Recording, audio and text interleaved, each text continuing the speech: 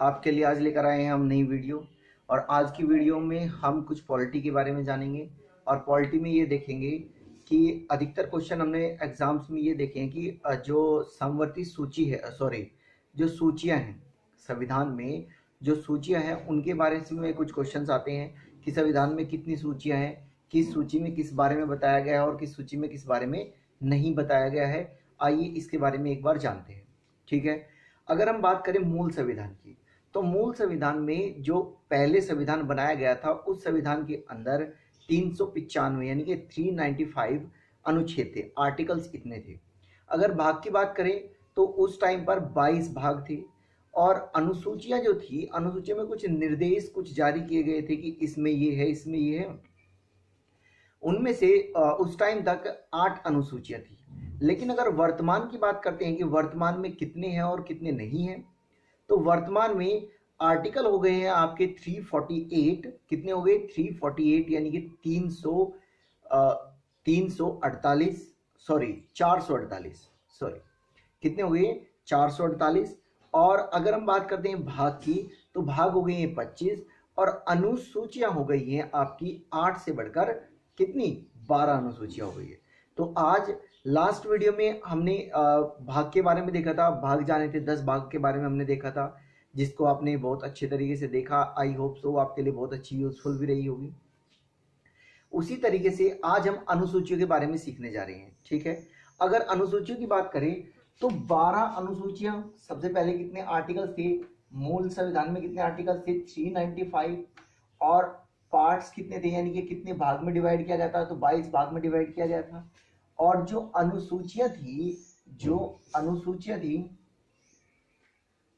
अनुसूची थी वो कितनी थी? पहले 8 थी, लेकिन अब ये आर्टिकल हो गए हैं 448। जो पार्ट्स हैं, पार्ट्स हो गए हैं 25। और जो ये अनुसूचियां हैं ये बढ़कर हो गई है 12। अनुसूचियां कितनी हो गई है? बढ़कर 12। अब जो अनुसूची है, अगर पहली अनुसूची की बात करते हैं, अगर हम पहली अनुसूची की बात करें तो पहली अनुसूची में बताया गया है भारत के राज्यों के विषय में। भारत राज्यों का संघ होगा कि अनुसूची जो फर्स्ट है, उस अनुसूची फर्स्ट में बताया गया है, अनुसूची फर्स्ट में बताया गया है कि भारत राज्यों का संघ होगा या संघ है। इसके बारे में डिस्क्राइब किया गया है कि भारत में जो राज्य हैं वो एक संघ के तरीके से काम कर रहे हैं और वो क्या है? भारत राज्यों का एक संघ है। अगर हम बात करते हैं दूसरी अनुसूची की, किसकी बात करते हैं? दूसरी अनुसूची की अगर बात करें तो दूसरी अनुसूची के अंदर देखो, जब भारत में राज्य बने तो राज्यों में कोई शासन करेगा, राज्यों में कोई रहेगा, राज्य में किसी को हेड बनाया जाएगा। जो हेड बनेगा, हेड बनने के बाद वो उसको संचालित करेगा। संचालित करने के बाद क्या होगा? उसे वेतन भी दिया जाएगा उसके लिए। तो इसमें क्या बताया गया है? इसमें बताया गया है कि वेतन भत्तों, किसके बारे में? वेतन भत्तों के विषय में बताया गया है, के बारे में बताया गया है।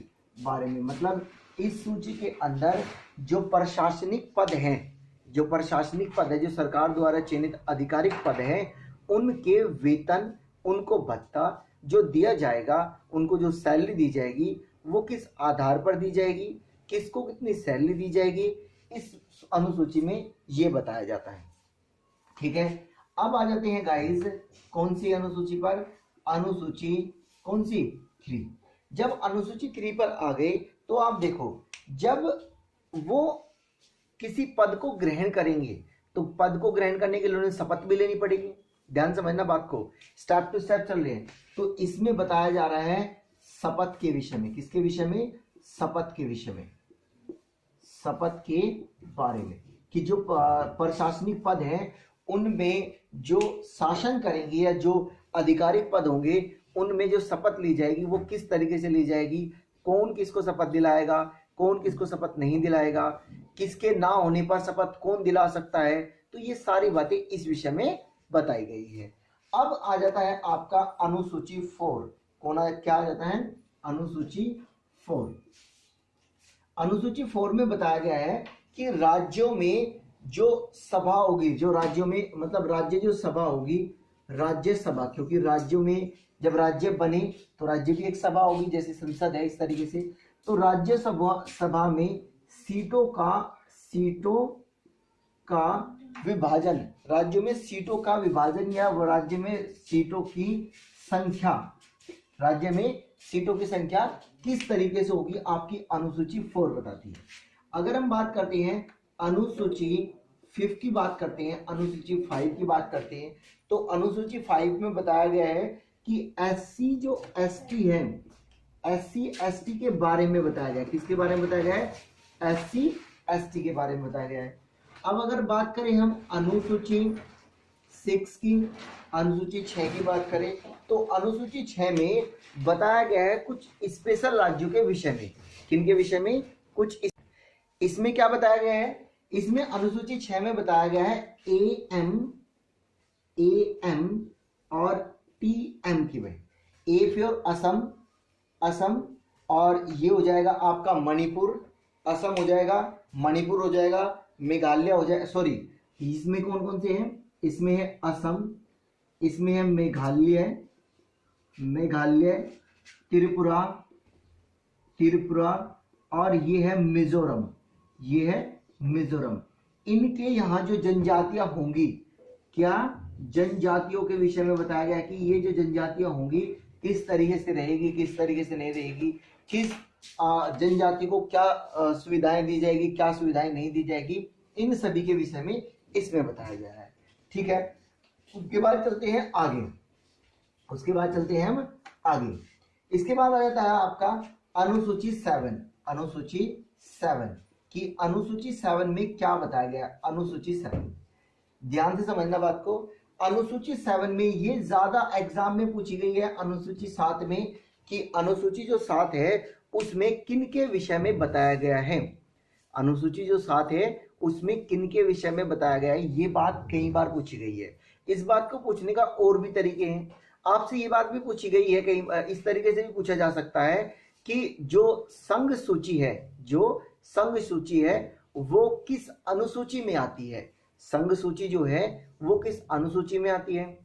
आपसे कभी कभी ये भी पूछा जा सकता है समवर्ती सूची किस अनुसूची में आती है। आपसे ये भी पूछा जा सकता है कि जो राज्य सूची होगी वो किस अनुसूची में आती है। इसको पूछने के तरीके कई हैं। देखो मैं पहले लिख देता हूं, इसमें 3 सूचियां हैं, पहली जो सूची है इसमें, वो पहली सूची इस बात को बताती है, पहली सूची जो इसमें है, इसमें 3 सूचियां है इसके, या आप बोल सकते हैं 3 सब सूची है, अनुसूची है। पहली है संघ सूची, दूसरी है इसमें राज्य सूची, और तीसरी है इसमें समवर्ती सूची। कौन सी? समवर्ती सूची। आपसे ये बात भी पूछी जा सकती है कि संघ सूची में किसके विषय में बताया जाता है, संघ सूची में किसके विषय में बताया गया है। तो आपका आंसर होगा कि संघ सूची में जो कानून बनाए जाते हैं, जो संघ सूची में वर्णन मिलता है, वो संघ द्वारा कानूनों का वर्णन मिलता है। मतलब जो केंद्र, जो इसके अंदर सब्जेक्ट आता है, या फिर इसके अंदर जो चीजें आती है जो इसके विषय में है, उसमें सभी विषय में जितने भी है उन सभी विषय पर कौन कानून बनाता है? केंद्र द्वारा कानून बनाया जाता है, केंद्र द्वारा कानून बनाया जाएगा। इसमें केंद्र द्वारा कानून बनाया जाएगा। राज्य, देखो राज्य से संबंधित है, तो इसमें कौन बनाएगा? इसमें बनाएगा राज्य द्वारा कानून। इसमें कौन बनाएगा? राज्य द्वारा कानून बनेगा। ठीक है बेटा। अगर हम इसकी बात करते हैं समवर्ती सूची पर, तो समवर्ती सूची के अंदर कानून कौन कौन बना सकते हैं? तो ये एक ऐसी सूची है जिसमें केंद्र और राज्य दोनों शासन बना सकते हैं। तो इसमें दोनों का मतलब कौन है? केंद्र भी व राज्य। ठीक है, दोनों कानून बना सकते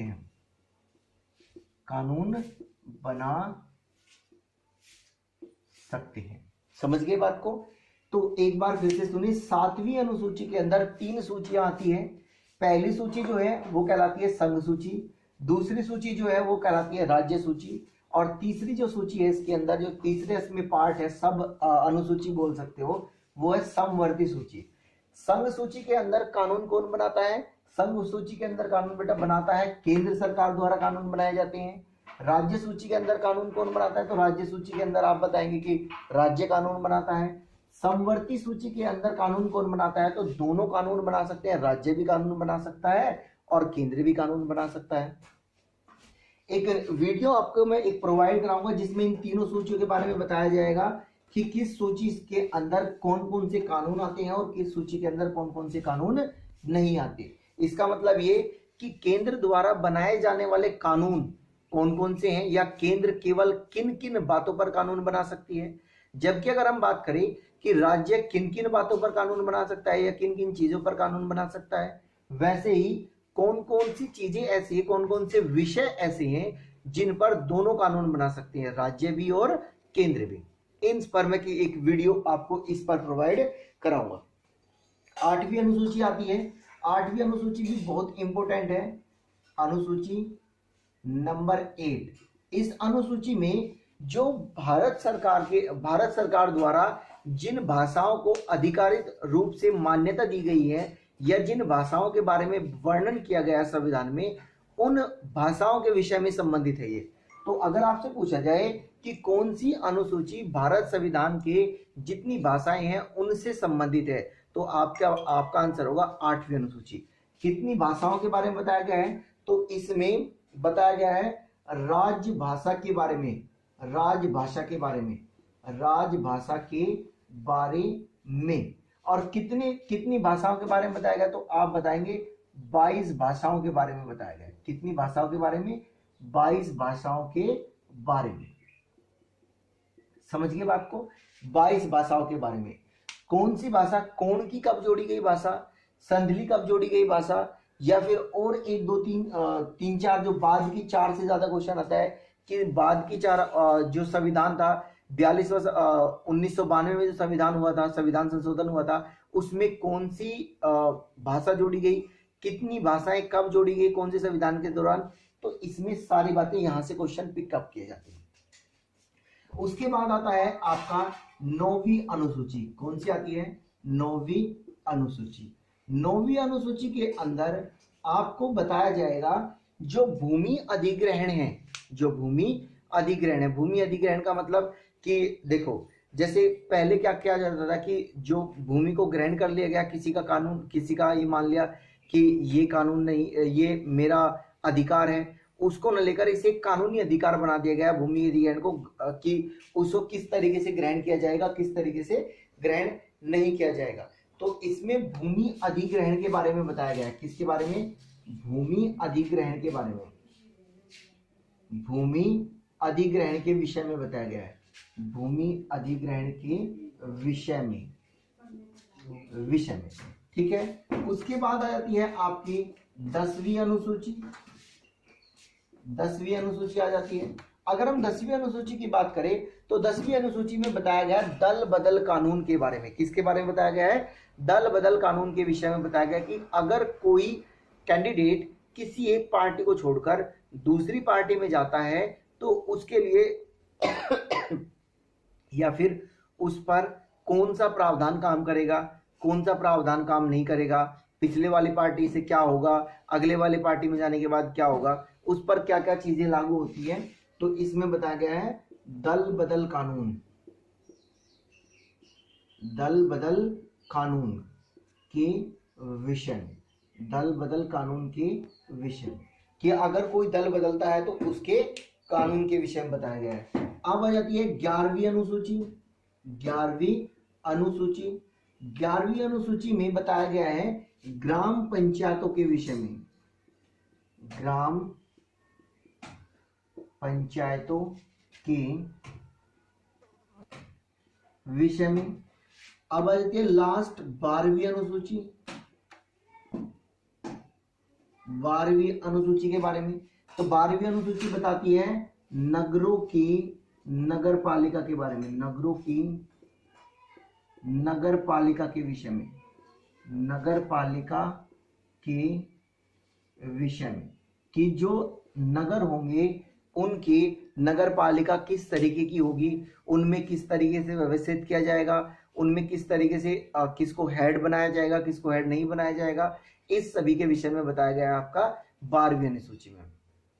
अब एक बात ध्यान से सुनिए, जो बाकी इन अनुसूची के बारे में डिटेल्स है, या आपसे ये कहा जाए कि अनुसूचियों के बारे में सबसे पहले किसने कहा या कहाँ ये बात स्टार्ट हुई, तो 1947 में, ठीक है, 1947 में पहली बार इन अनुसूचियों के बारे में बताया गया। 1947 में पहली बार इन अनुसूचियों के बारे में बताया गया, कैसे होगा कैसे नहीं। राज्यों का जो गठन किया गया, अगर हम ये देखें राज्यों का गठन किस तरीके से, जैसे पहली अनुसूची में बताया गया, तो वहां से राज्यों के गठन के विषय में बात स्टार्ट होती है। फिर धीरे धीरे अलग अलग भाग में हम इनके बारे में समझते हैं कि कौन से भाग में कौन सी अनुसूची आती है, किस भाग में कौन सी अनुसूची आती है। तो इसके विषय में आपको ये सारी बातें मैं नेक्स्ट वीडियो में प्रोवाइड कराऊंगा, समझ गए। ये आपको जो वीडियो रेंडमली मिल रही है, कभी उस पॉइंट की कभी इस पॉइंट की, गाइज ये आपको वीडियो मैं उस पॉइंट से दे रहा हूं कि जो ज्यादा इंपॉर्टेंट पॉइंट्स हैं, जिनसे अधिकतर एग्जाम में कंपटीशन एग्जाम में क्वेश्चंस पूछे जाते हैं, सारी वीडियोस मैं उस पर्पज से प्रोवाइड करा रहा हूं। अगर एक तरफ से प्रोवाइड कराने लगूं तो वो ठीक नहीं होगा, क्योंकि कुछ बातें यूजफुल है और कुछ बातें यूजफुल नहीं है। तो मैं सिर्फ आपको वही बातें करा रहा हूं जो आपको एग्जाम के पॉइंट ऑफ से अधिकतर एग्जाम में क्वेश्चन पूछे जाते हैं वो। और एक आपसे रिक्वेस्ट है, अगर हमारी वीडियो कुछ आपके लिए यूजफुल है या आपको कुछ इससे फायदा मिल रहा है, तो प्लीज लाइक शेयर और सब्सक्राइब जरूर करें। ठीक है, धन्यवाद।